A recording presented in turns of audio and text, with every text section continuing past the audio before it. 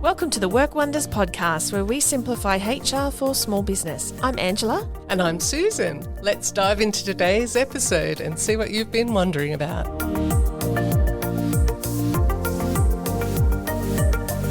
Today it's interview time, and we're delighted to introduce you to our guest, Denise Heath from the Nepean Area Disabilities Organisation. She's the CEO there. She's got some very interesting work history and some unique insights to share with us, especially about their application of becoming an employer of choice.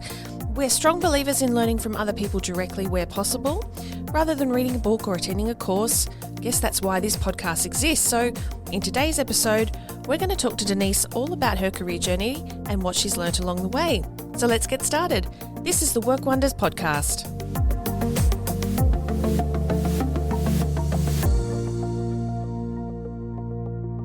Well, it's lovely to welcome you here today, Denise. Thank you for having me. I'm really glad to be here. Now, I know Denise because I'm on the board of NADO, but I don't really know that much about your background, Denise, and how you came to be CEO of NADO. I know you've been doing it for a long time. Yes, unlike a lot of people in the workforce these days, I have been at NADO for a long time. I started in 2005, which is a long time ago. Yeah. But I've really grown with the organisation, and I joined the organisation when it was very much smaller. So I've had the opportunity of working there and growing the organisation and growing my own skills. So can you tell us a bit about what's changed at NADO in the time that you've been there? There's been a lot of changes at NADO. When I started, it was funded by the state government, and so our services were very stable, and we were able to grow incrementally, which was a very, well, now I realise it was a much more relaxed way of leading an organisation. However, when the NDIS started, our business became more commercial and more of a marketplace and more competitive.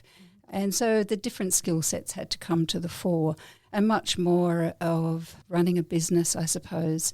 But more than that, it was actually identifying what people with a disability wanted from us and meeting those needs.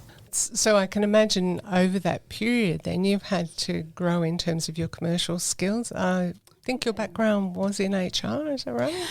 No, not specifically. Right. In fact, my background was in disability services, but I grew up through the ranks, if you like. So I had positions as coordinator and manager, and then group manager. And I had a number of experiences with several different employers, and I felt ready to take the next challenge, which was leading a small organisation. And then I was able to grow through the growth of that organisation, NADO. So that's something that I think a lot of our listeners could identify with, even if they're in a small business, is that they grow as the organisation grows. Yeah. I've certainly always thought that running an organisation is the best personal growth exercise you can go through. In fact, I'm not quite sure if it's harder to run a small organisation than a bigger organisation, because when you run a small organisation, you have to have a number of hats on. And obviously one of them is HR. And so then as the organisation grows, you can then have the skill set come in, and really you see the difference that makes when you employ people who are expert at their field rather than just have touch points across everything. Well, Denise, can you tell us a little bit more about what NADO does, especially for your clients? Yes, so I start with NADO in its development. So it began in 1980 by a group of families that were looking for more organised support for their adult children who had disabilities. And over the time, they became more organised, they got a little bit of funding, and it grew organically, I guess, from there. So it's really been a long time in the community, and it's become well known for the recreational services, the children's support for children with disabilities, and day programs. And more recently, we've branched into accommodation services and short-term accommodation, which is the new term for respite. So there's quite a spread of services, including new services that have come under the NDIS, such as support coordination and plan management. And so we've got a wide range of skill sets. Currently we have around 250 employees. The greater majority of those employees are disability support workers. So working to support people with disabilities to achieve their life goals. And NADO has applied to become an employer of choice or recognised as an employer of choice. Would you tell us a little more, Denise, about why NADO chose to apply for that? Yes. First of all, it was a suggestion from my board president, Percy Madden, and he comes from a more commercial business level, and really I felt that was the domain of employer of choice, was more in that commercial business and large commercial business. But when we looked into it more, we felt that we probably had the credentials to give it a go. So on that journey, we went through a survey called the Voice Project. And through that Voice Project, which is an external survey, we found that we had really high satisfaction with our staff on a number of measures. We also used the Voice Project to survey our staff through the COVID period, and we did COVID check-ins. I think the learning from those surveys is that you can't assume that your workforce is all happy, even though people you see look happy. Getting an external survey done really does give you a better insight into how your workforce is feeling about your organisation. So it was very reassuring to get such positive results from that survey. And as I said, the COVID check-in surveys were another way of assessing the workforce because it was a really difficult period, particularly through the Delta infection time. So between the survey that we had through the Voice Project and the confidence that gave us about where we sat with our workforce, we did give the employer of choice a go. So we applied for it. They did their own survey of our workforce. And we also had to develop a culture survey that they assessed us on. So I suppose the good news about that process was that we achieved an Employer of Choice Award. Oh, congratulations. That's wonderful. It was in September 2021, so still fairly recently. And can you tell us a little more about what was involved in the application process? Well, as I mentioned, the application process involved a survey that they did, an independent survey. I guess our staff feel surveyed to death at this point. But importantly, I think they also feel that they are being heard and that the way they feel or their suggestions for improvement are heard and they are acted upon. That was a really important part. The second part was the culture survey. What was involved in the culture survey was going over a number of elements of our workforce strategy. And of course, top of the line is the training and development. So we have a good training and development process. We start with a core training matrix and we look at every role in the organisation and make sure that each of those roles is receiving the training that they need. What we also have is online training. So we have a system or a portal where our staff can go online, they can read policies, they can do short courses. So as well as that, we also have partnered with TAFE, and through TAFE we have a number of courses that we've been running, whether that's leadership, Certificate 4 in disability, Certificate 4 in mental health. So we've gradually been putting our workforce through a number of different and higher level training. Having said that, the disability support workers still rate knowing about the different disabilities as their preferred training. So on our portal we have online training and that's covering different disability types and the best way of working with a person with whatever disability they have. I'd have to say that in my experience with any sort of business, it's often that technical knowledge, which is how you would describe what you're talking about. Yeah. That's the hardest to come by when you come into a new role. So I can see why that would be appreciated. Yes, because everyone's different. Everyone is on a different pathway. They may have learnt more in different things. So there's no average person or average disability. You're learning about perhaps the features of a disability, but then you're learning how to communicate with that person and how to get the best out of them. So you've covered off on the training and development part of your culture survey. What else was involved in that? Well, what they're really interested in is how we reward and recognise our staff. So when we're looking at rewards and recognition, we're looking at how we can acknowledge people who go above and beyond in the workplace. And how we do that at NADO is we have an annual Employee of the Year award. So it's always a very tricky pathway with employee awards to make sure that they're fair and transparent. And so we think we have come across a good system. We've been running it for a few years now. We do a quarterly award, and those nominations come from the workforce itself. The management team select the quarterly winner, and the management team don't know who that person is. So it's purely on their claims to the award.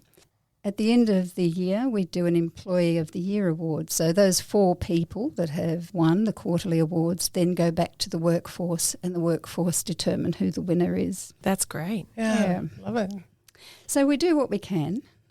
So the training and development, and then we do a recognition program. But I think that overall the job itself is very rewarding. And there's a lot of support for our staff who may be coming across lots of different situations. So there's a good support system within the organisation. If you're enjoying today's content and you know of someone else who might benefit from it as well, why not tell them about our podcast? Simply mention the name Work Wonders Podcast and let them know. So NADO achieved Employer of Choice in September last year, you were saying? Yes. Have you been able to leverage off that yet in any ways?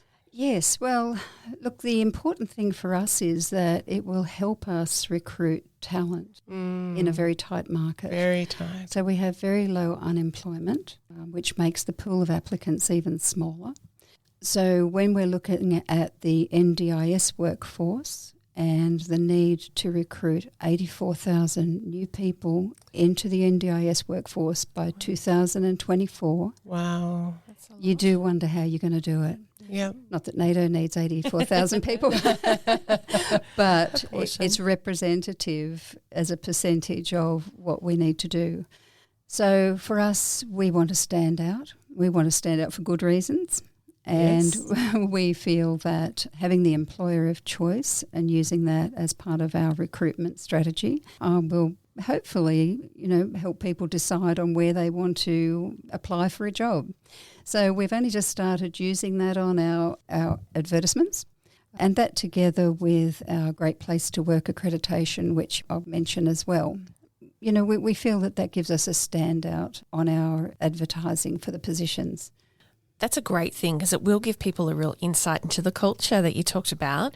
But I'm curious to also hear when that announcement was made, when you got that wonderful accreditation, the current staff that were already there with you, how did they take the news? Oh, look, it was really wonderful because there is that opportunity for us to use it in marketing and externally. Look, we got terrific feedback from our local members. We even got a mention in Parliament. But it was even more rewarding that our staff felt recognised and part of something even better, so that information about the whole workforce, how the majority of the workforce felt, I think gave us a real boost of confidence right throughout the organisation. Yeah, and for it to be so important for you to make this step to go for that accreditation must have been such a great thing. It's such embedded in your culture by the sounds of it. Yeah, it does say a lot about the culture. Yes, well, look, it was very reassuring because, yes, as I said very, early in the piece, you think you're doing pretty well. Your surveys are coming back, better than you thought. Yeah. And just to keep going down that pathway and to keep getting that recognition, yeah, it does make you feel like you actually are doing the right thing because I suppose a lot of leaders think to themselves, is it enough? Am I doing enough? Am I going in the right direction? Sometimes it's hard to benchmark yourself against other organisations. And I think getting this accreditation, it's just like, yeah, okay, we'll keep going down this pathway. I think we're onto something. Yeah. I think you've probably given some of our listeners some encouragement to try something like that too. So I believe that the next step for NADO is a Great Place to Work accreditation. Can you tell us a bit about that and what's involved? Well, we actually did achieve Great Place to Work accreditation. Oh, okay. I'm a new board member. When did that happen? Oh, only a couple of weeks ago. Right. So yeah, look, when it came to we achieved the Employer of Choice Award, we wondered what would happen the following year because we thought, do we need to keep applying? Is this the way to go? You just don't want it to drop off the radar. Oh, yeah. And we sort of felt that it was too soon to go through that big process again. But there was another opportunity, and that was with Great Place to Work.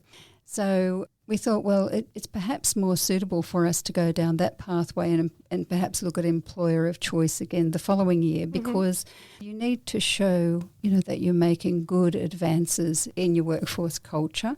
And sometimes a year, you haven't really done another big thing, and particularly with COVID. So we did go for Great Place to Work, and what was involved in that was, again, another survey. And the criteria for achieving Great Place to Work accreditation was having the majority of your staff rate you as good to very good. So we achieved that. Well, that's great. Yes, and so then there's another step with Great Place to Work, and that is Great Australian Workplace. Now, what's involved in that is then another culture survey about what you do. As I mentioned before, with the employer of choice, it's probably similar to that. And we're currently going through that process at the moment. So it sounds like these different accreditations and different things you're going for are really helping you to provide that benchmark, like you're saying, so that you're on the right track, you're doing the right thing, not just hearing it from your staff that are already there, but also hearing it from someone objective outside the organisation. Is that right? Oh, look, absolutely. And look, we're not doing it for the accreditation, but it's certainly been a focus point. The philosophy behind it for me is that to be able to provide a great service, you've got to have your staff not only happy, but well-trained and professional and properly supported. And then you're providing a good service. Yeah. So that's the basis of the whole thing. And to know that we are doing that has the flow-on effect of people with a disability liking what they receive from NADO is, ultimate importance to us. Yeah, lovely. Absolutely. Denise, I wonder, is there one thing that you would like our listeners to be able to take away today? Maybe some little gold nugget of knowledge or something around managing your staff or the culture in your organisation? For me, I feel there's value in the long game, and I feel there's value in retaining your workforce, training your workforce, believing and developing them, because you never know what the potential of somebody is until you're given time. And if people are happy and stay in the role and you're continually developing them, you're moving towards something great. I'm getting lots of little goosebumps here. I love your answers. It's really inspiring, actually. I love that, Denise, because sometimes that's what we forget. Time is actually the secret ingredient often, especially in disability services, isn't it? You can't have people coming in and out and sort of chopping and changing all the time. But I've seen how wonderful your staff are with the participants in the programs, and it really shows that you put effort into developing them, and I was amazed at the skills that I was able to see just even on those short visits. Look, I'm not taking away from the fact that you can learn and develop, and you do learn and develop through different organisations and different work experiences. But to get that confidence in people, it is the long game and the belief in people and seeing what they can do when they have the confidence and the training. Denise, if our listeners would like to support NADO, is there anything more that you'd like to tell us around things that you've got happening or ways that we can be involved? Well, actually, what I hadn't mentioned was that NADO started some new service types, and one is called the Sensory Store, which has got a range of sensory tools for young fidgeters. We also opened a new service called Share My Ability, and that's a sensory activity centre based in Penrith. So we're finding that is a real boon to families because there's something for everyone. The whole family can go. Whilst it's accessible for people with a disability, siblings are enjoying the equipment just as much, and the mums and dads, of course, can have a coffee in our cafe there. We've got a lot of presence on social media, so you're welcome to follow us on NADO or Share My Ability or Sensory Store, and we welcome your support. Well, thank you, Denise. You're welcome. I've really enjoyed talking about the employer of choice and Great Place to Work, and of course I've enjoyed talking about NADO. And it's been great for us to hear about it. So we hope you got some helpful takeaways from today's interview, all the things that Denise has shared with us. Is there anything that stood out for you? Make sure you let us know. We really value your feedback. You'll find the complete show notes from today's episode on our website, including some links to NADO so that you can check them out further. We've got many more guests already booked for the podcast, and we're open to more suggestions. So if you have any ideas, please get in touch.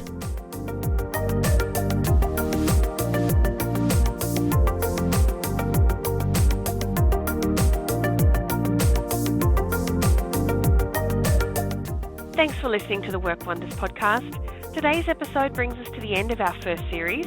We've been delighted that we've achieved our first 20 episodes so far. We appreciate you listening in, and we hope it's been helpful and a little entertaining. Why not leave us a review on whatever app you're listening to us on? We've got many more guests coming your way next season and lots more topics to share. But why not let us know what you would like to hear about in the next season? You can either send us a message on our LinkedIn page, Work Wonders Podcast, or our website, workwonderspodcast.com.au. Season 2 will begin in October. We look forward to talking to you again soon.